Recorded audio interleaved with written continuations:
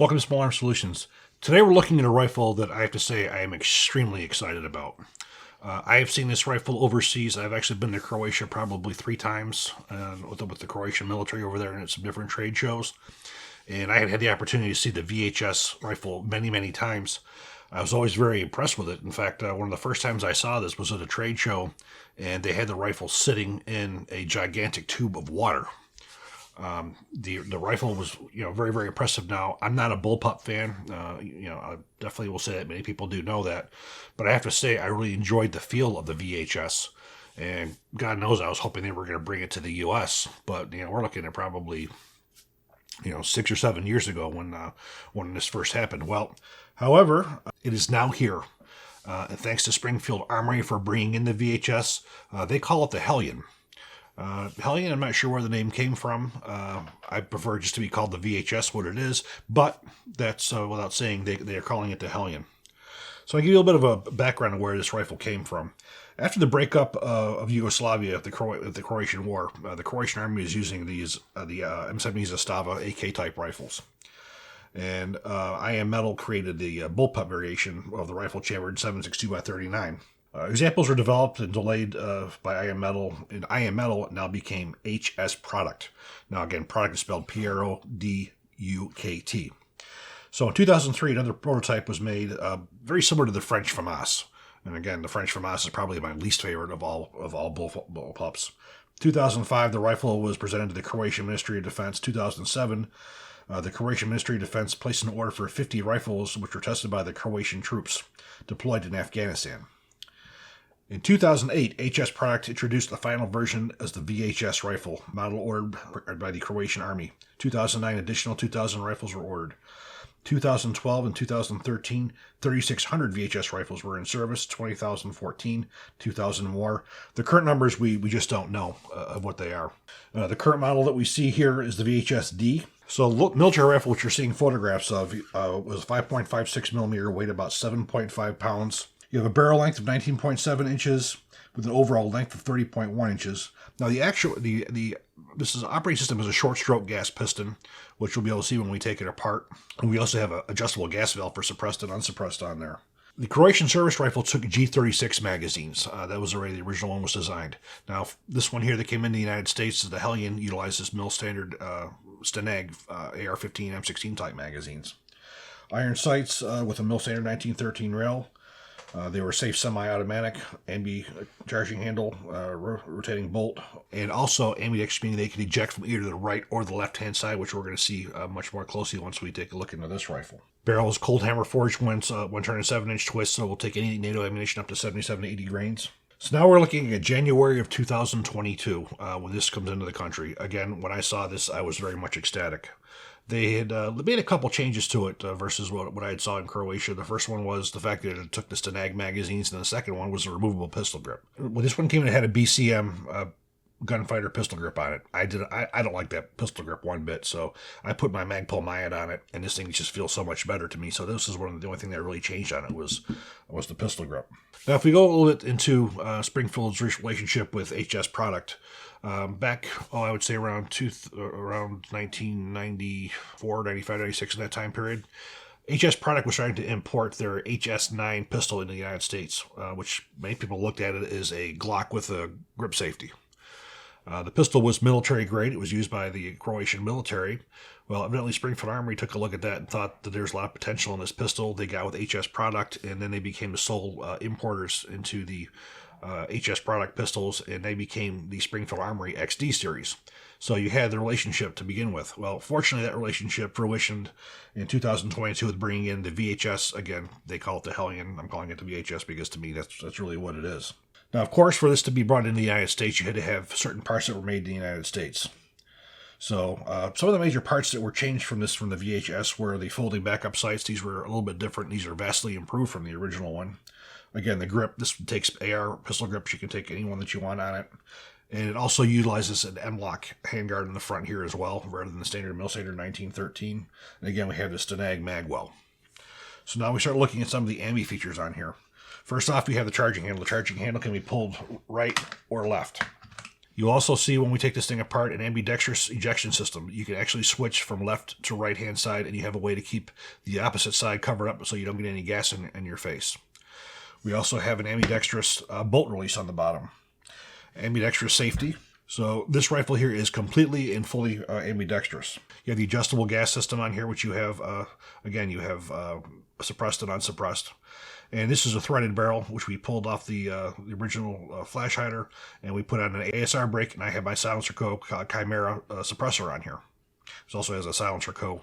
their new cover as well. I haven't tried this yet. This is the first time I've ever tried one of the covers. I normally would like to use the Manta, which is basically a rubber coating. Well, the reason why I don't use too many of the Mantas on my demonstration mouse is because I want to be able to show the suppressor. And once you have the Manta on there, you can't really it's not really meant to be taken off, so you can't see the serial number, and you can't. So when you're showing suppressors in different ways, you don't want anything that's on there permanent. So it just comes on with Velcro. So let's take a look at some of the specifications on this. We're looking again, caliber 5.56 millimeter. Now the barrel, we have a cold hammer forged 16-inch barrel, 1 7-inch twist, 6 right. Again, normally comes with a 4-prong flash suppressor.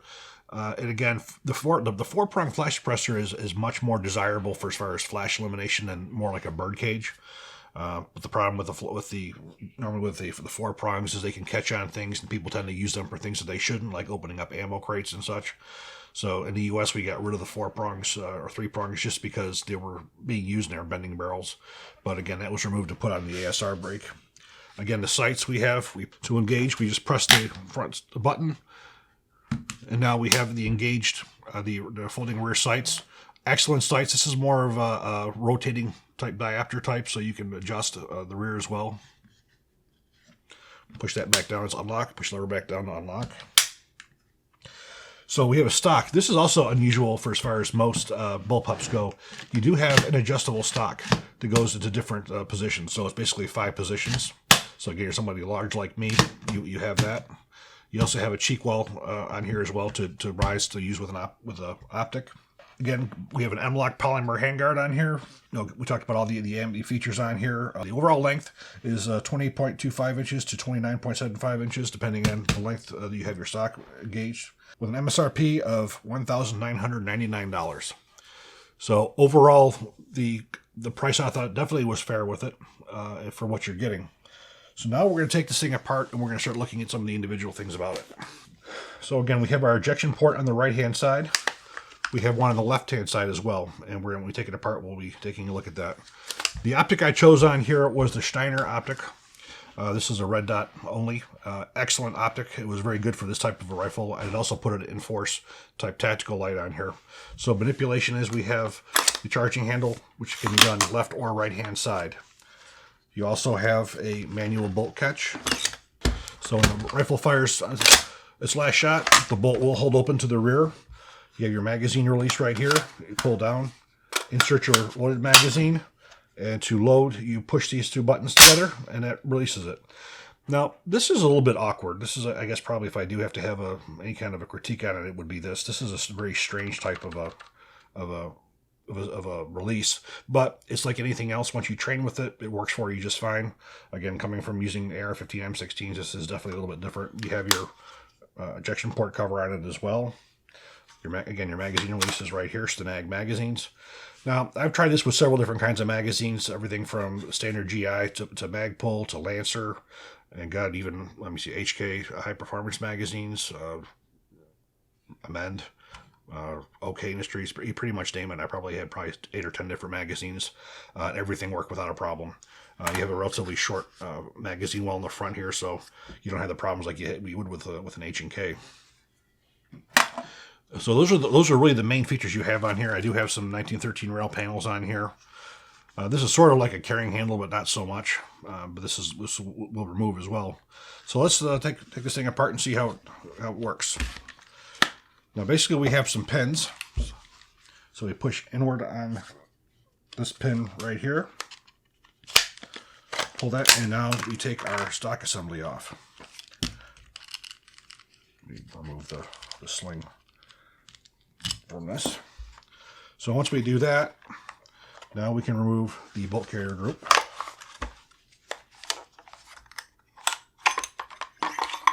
There we have it. Now, for as far as the ejection port's concerned, now if you want to switch this from left-handed to right-handed, it's very simple. We pull backward on the cheek riser, and we pull that out of the way. So now what we'll do is we'll reverse over to the left-hand side. We will pull this pin out. Once you pull that pin out, you can open that ejection port. We go over to the opposite side. Now we close that ejection port. Take our pin, we put it right into place here. And now we have this converted over to left-hand ejection. So all we have to do now is remove the bolt and rotate the bolt 180 degrees, put it back together, and now we have ejection from the left-hand side. We'll see this in action once we go to our shooting footage. So now we can remove our magazine well by pushing in another pin.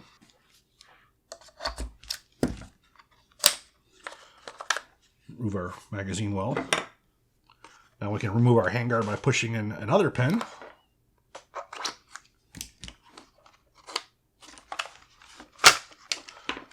So now we expose our barrel. So the next thing that we're going to do is we're going to remove this top cover. We have this button right here that we push in. Once we push that in, now we pull the top cover right off. And now we expose our gas system. So basically we have a short stroke tappet. We just pull to the rear, lift out, and we pull out our piston. If you look at the piston, it has a lot of similarities to the HK416 in the way that it looks. We do have gas rings on here as well, which makes it so we have to use a little bit less gas. And now we can get a closer look right here of the gas valve, which is normal, push in, and then we rotate to suppressed. So it's very easy to use. When this gets carboned up, it can get a little bit more difficult, but I have to say I really didn't have any issue with it at all. And this really is as far as you take this thing apart. So as you can see, this is your basic rifle, extensive use of polymer. Now the safeties you see right here, the safety is a little bit awkward to use, especially if you have smaller hands. So if you look for me here, safe. It's a little bit difficult. They certainly could have been done a bit better of a job for as far as the way they designed that, but it's still doable without too much of a problem. And of course, we can just take our sound suppressor off as well. But this is really as far as this rifle needs to go for as far as disassembly. So now for reassembly, the first thing we're going to put back in is the piston. Now the operating rod. There we have it. And now I want to take a look at the bolt carrier group.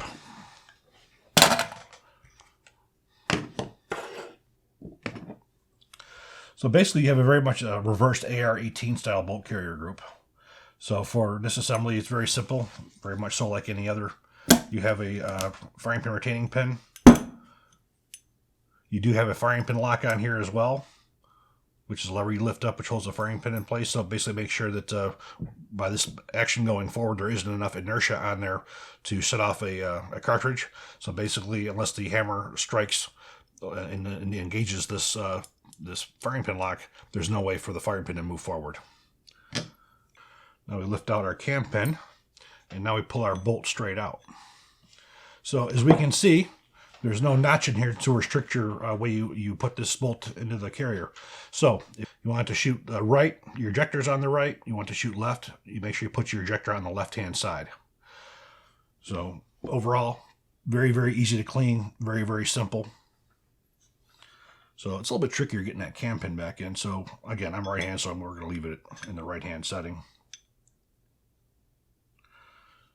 So now we're going to drop our cam pin back in.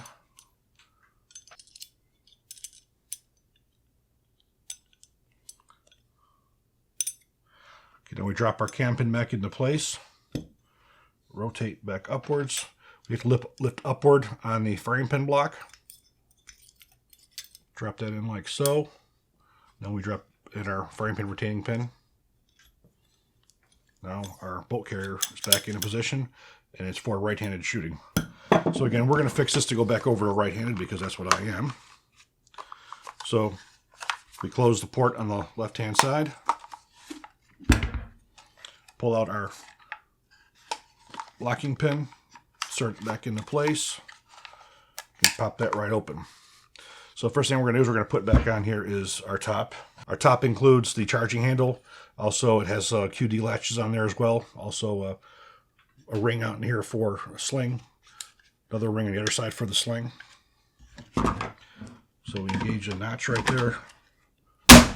And there we go. So now we can engage our stock assembly again. We now can reinstall our front handguard.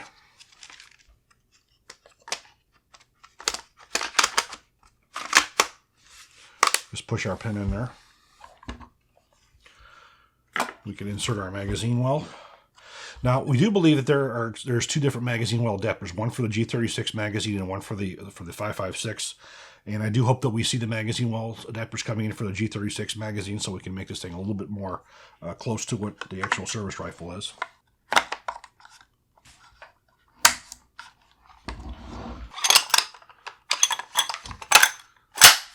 Insert the bolt carrier group.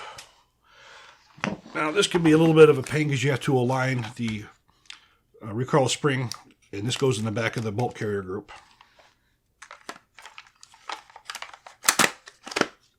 Close. Now we have our sling.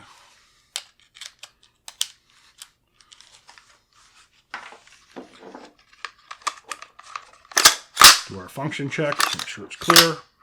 Put it on fire, pull the trigger. Hear it click. Release, hear it click. And there we have it. So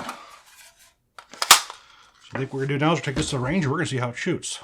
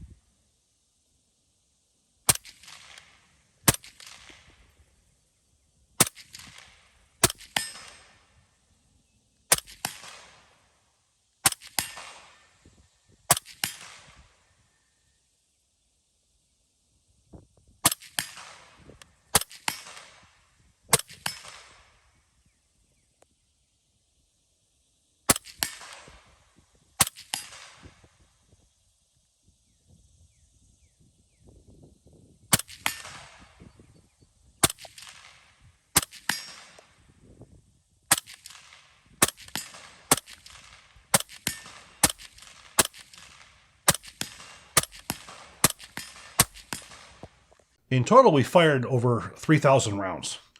And we had the opportunity to fire it right-handed, and we just happened to have a left-handed shooter out there with us, John Peterson, and he was able to give it a run on the left side.